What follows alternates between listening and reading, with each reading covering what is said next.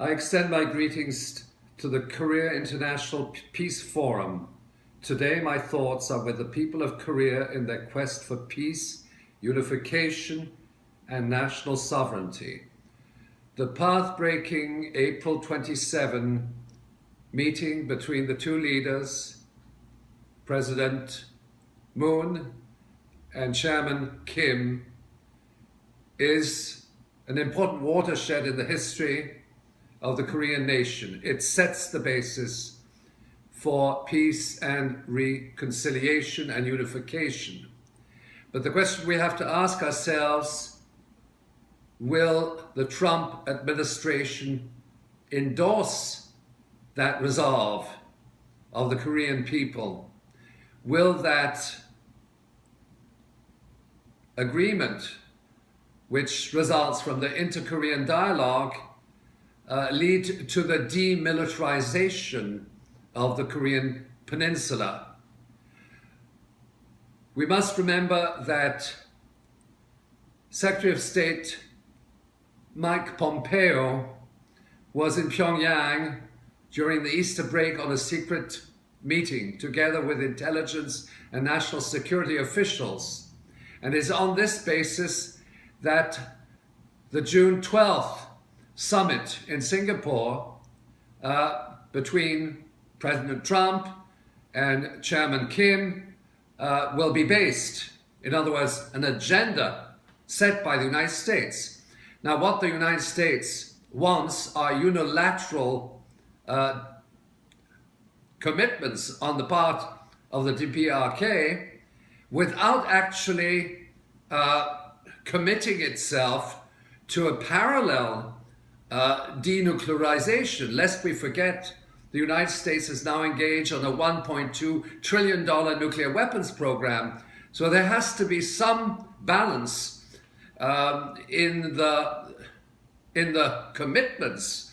And certainly, President Trump is not committed to peace on the Korean Peninsula. Barely a few months ago, he was threatening to wage a bloody nose attack on North Korea using tactical nuclear weapons.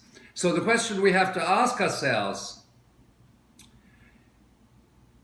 is Trump committed to peace?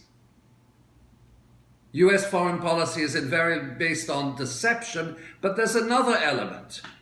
It has to do with the repeal of the Iran nuclear agreement. Is it relevant to Korea? Yes, indeed it is, because it shows that, in fact, the United States administration cannot be trusted.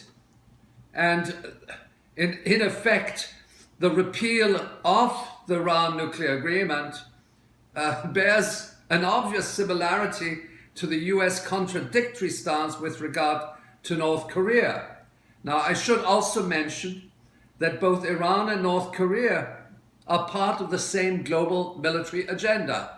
The United States has identified in classified documents 4 non-compliant countries, namely Russia, China, Iran, and North Korea. And their simulations of war games actually include these 4 countries.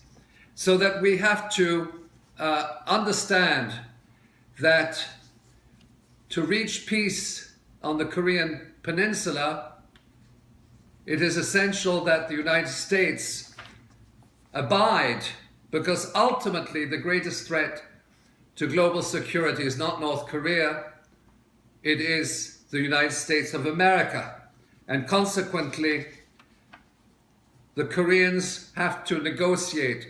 They are much more astute and skillful diplomats and tough negotiators when compared to their US counterparts.